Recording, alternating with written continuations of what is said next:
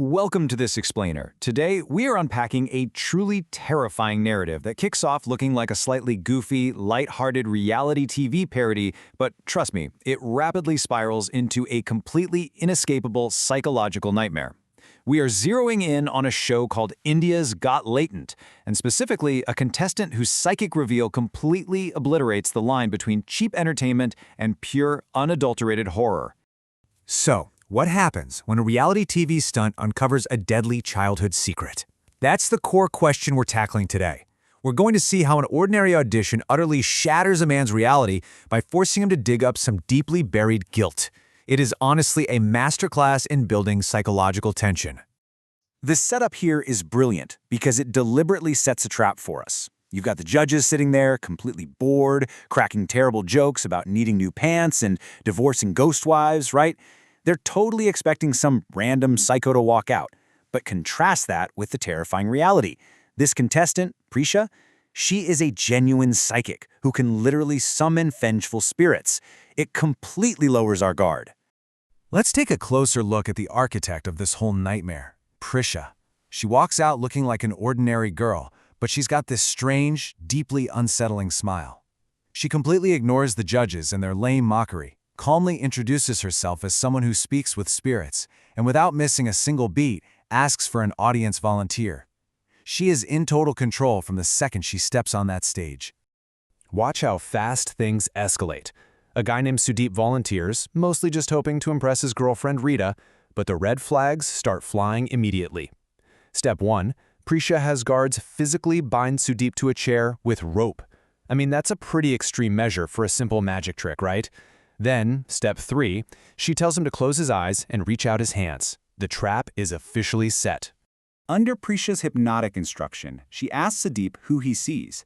He visualizes his deceased mother, saying she tragically died falling down the stairs when he was just 8 years old. At first glance, it really just feels like a sad, standard repressed memory exercise. Nothing too crazy yet. But then comes the pivot. This is the exact moment the entire genre of the story flips. Suddenly, Sudeep violently jerks his head down. All the ambient noise just drops out and absolute silence fills the room. It's this visceral, physical change that tells us Sudeep is no longer in the driver's seat of his own mind or body. And here comes the chilling twist. When Sudeep speaks again, it's not his voice. He's speaking with his dead mother's voice. And the truth pours out. She didn't slip. He pushed her. The motive? Get this. I didn't get him a toffee, so he killed me. The sheer triviality of a little kid being denied candy, juxtaposed with the absolute horror of a son murdering his mother, is deeply, deeply unsettling. The entity inside Sudeep just loses it. It thrashes wildly against the ropes, demanding vengeance, screaming to kill him just like he killed her. And right at the peak of this chaos, we see Prisha's real power. She doesn't panic at all. She simply snaps her fingers near his ear, and instantly, total silence is restored. The spirit is dismissed just like that. The immediate aftermath is where we see this massive, twisted disconnect. Sudeep wakes up completely oblivious to the demonic possession he just went through. He sees a rope burn on his hand and just figures he blacked out and did some bad improv acting. Meanwhile, the judges are clueless to the actual danger. They're thrilled. They're wildly applauding, calling Prisha crazy in a good way, and begging her to come back. They are literally consuming this man's trauma as pure entertainment. But Sudeep's descent is really just beginning. The show isn't over for him because the horror completely follows him off the stage. We're looking at a timeline that goes from his girlfriend's terrified questioning, to a shadowy stalker, to hallucinating in the mirror, all the way to being hunted in his own home. The psychological breakdown kicks off on the walk home. Rita is, understandably, horrified. She confronts a very confused Sudeep about his on-stage confession, murdering his mom over a piece of candy. And since Sudeep genuinely has no memory of this, he can't defend himself at all. Deeply disturbed and frightened, Rita leaves him there to walk the rest of the way alone. His isolation has officially begun.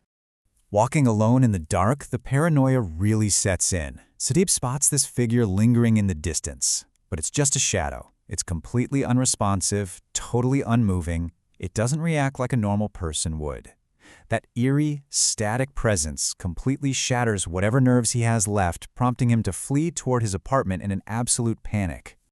He makes it home, but honestly, safety is a total illusion here. Looking into his own bathroom mirror, all those repressed memories he's been bearing for years violently bubble up to the surface. He's gasping, desperately trying to rewrite history, chanting to himself, "I didn't do anything, her hand slipped, I didn't kill her." He is in a full-blown war with his own subconscious. Now here is an absolutely crucial point. The entity starts using Sudeep's own memories as weapons. He tries to calm down, but out of nowhere he hears this lullaby echoing through his apartment. It starts off normal, right? A song his mom used to sing about his dad bringing toys. But then the lyrics take a dark, distorted turn. "Your mom will come, put you to the sleep of death." Gives you chills just thinking about it. He slowly follows that voice into his bedroom, and there, sitting on the bed, facing away from him, is this haunting apparition of a woman. She's the one singing that deadly lullaby. Confronted with the physical manifestation of his guilt and his mother's vengeful spirit, Sudeep completely breaks down, practically begging for forgiveness. Spoiler alert, his apology is not accepted. We see a rapid, terrifying escalation of panic here. Sudeep bolts to the outer room to escape, but the front door is completely jammed. He's literally trapped in his own home. Driven by sheer terror, he barricades himself inside his closet, whips out his phone, and frantically calls a friend begging for a rescue. Over the phone, you can tell Sudeep is completely losing his grip on reality. Instead of explaining what's happening rationally, he just frantically babbles this cryptic rhyme. "The king of death came, ran away with the soul." Right after he whispers that, something terrifying happens, something we don't fully get to see that forces him to scream and blindly rush out of that closet. After seemingly blacking out from the sheer terror of whatever was in that room, Sudeep regains consciousness, but he's no longer in his apartment. He wakes up in total, suffocating darkness. He's utterly disoriented, whispering, "Where am I? No, this can't be. This isn't me," completely rejecting his own physical reality. Let's pause and break down what is actually happening here. Sudeep's descent into madness, it might have been a psychic illusion all along. Look at the reality clues.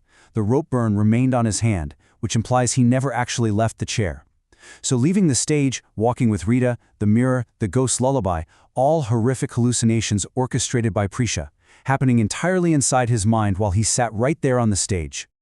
And here is the massive narrative rug pull. As Sudeep is standing there in the dark, the blackness suddenly shatters.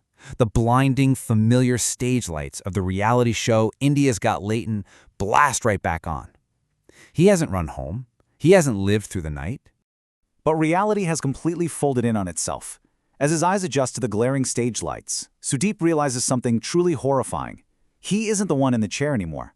His girlfriend Rita, who just moments ago in his mind was terrified of him, is now the one sitting securely bound to the contestant's chair on the stage. Then, a voice rings out. It repeats the exact same hypnotic instructions from the very beginning of Prisha's psychic act. "Close your eyes and tell me, who do you see, Sudeep?" The cycle is literally restarting. He's trapped in this psychological loop, totally unable to trust his own senses or his own memories. Which brings us to our final lingering thought. Is Sudeep still trapped in the act? This explainer reveals how unresolved trauma, especially when it's weaponized by a chilling psychic presence like Prisha, is so much more terrifying than your standard ghost story. It leaves us, and Sudeep, wondering, did he ever actually leave that stage? Or is he destined to be tortured by his own buried secrets forever? Thanks for joining me on this explainer, and I'll catch you next time.